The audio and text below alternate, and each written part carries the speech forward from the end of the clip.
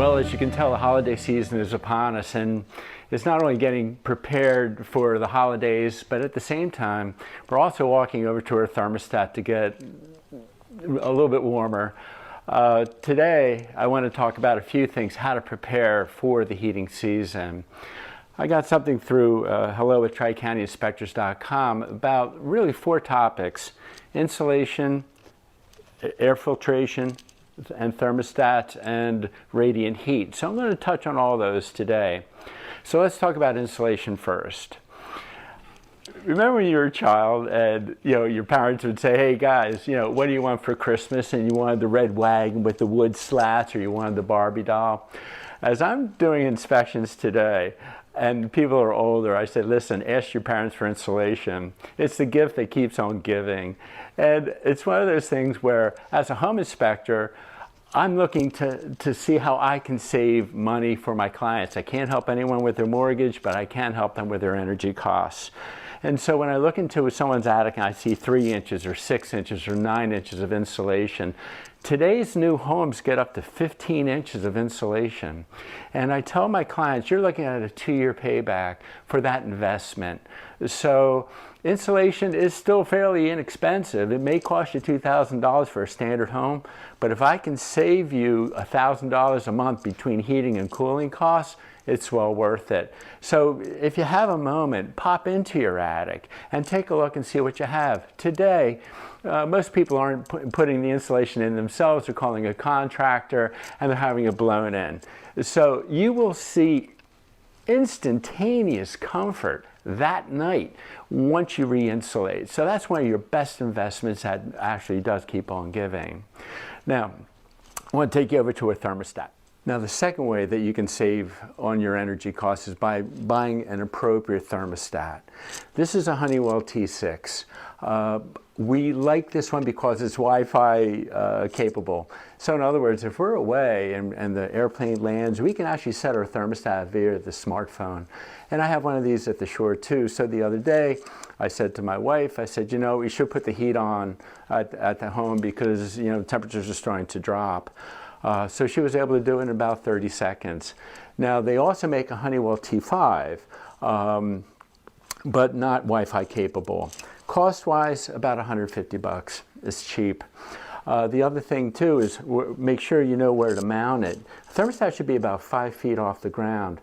Yesterday, I was at a property in New Jersey, and the thermostat was down here with 10-foot ceilings. So what's going to happen is that house is not going to get balanced. So we made the suggestion to bring the thermostat a little bit higher. People ask me about the Nest thermostat. Personally, I'm not a big fan. And why is that? First off, its cost, it's about $250. The other thing it does is it senses body movement. So if it doesn't feel that you are there, it's going to change the temperature of your home.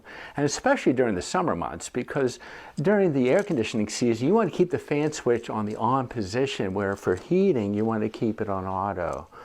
Now, people say, well, Jack, how should I set my thermostat? It really comes down to comfort. If you have wood floors, there's no absorption of heat. If you have high ceilings, the heat's going to be up there rather than down here.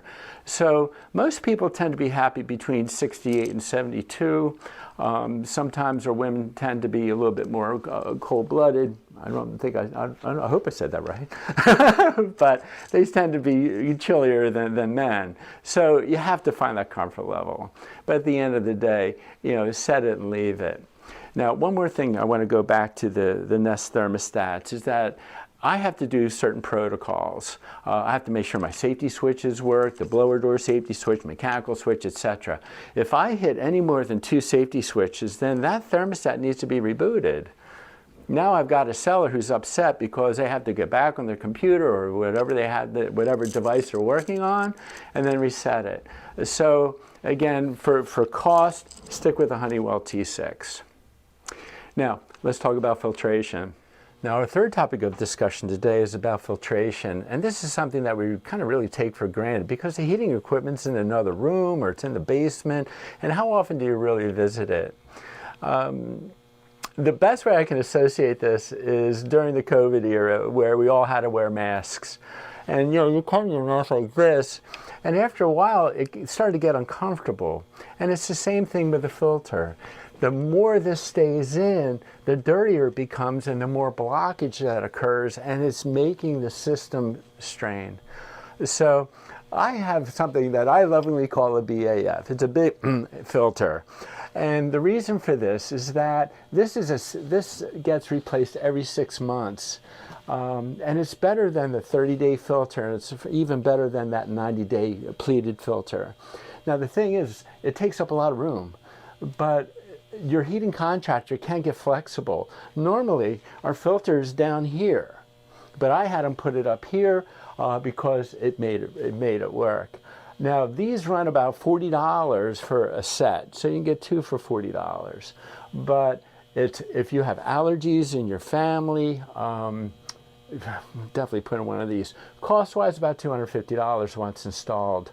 So don't forget to change the filter, and what's most important is make sure that it's sealed. So one thing you don't want to do is draw basement air into your home. So that's the other benefit of this type of filter, is that you seal it. So what we're doing is, as we're forcing air into the home, we have to create a vacuum to bring it back. So the tighter your filter rack, the more efficient your heating equipment becomes. Now finally, we're going to talk about radiant heat. Now radiators, the old style homes, built in the 20s, 30s, 40s, 50s, had the radiators under the windows. And if you have a house like that, it's imperative that you get those radiators bled, because during the summer months, things evaporate, things settle down, and you have to be able to get that water moving back through that system in order to be most efficient.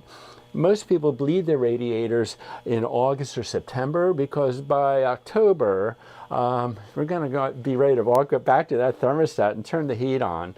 Can it be done by yourselves? It can be through training. I usually suggest a plumber or a heating contractor take care of that service for you, because if you don't bleed the radiators, especially the higher your house becomes, the less efficient those rooms are going to be as far as heating.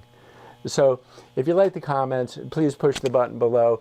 Always reach out to me at hello@tricountyinspectors.com if you'd like to hear another topic.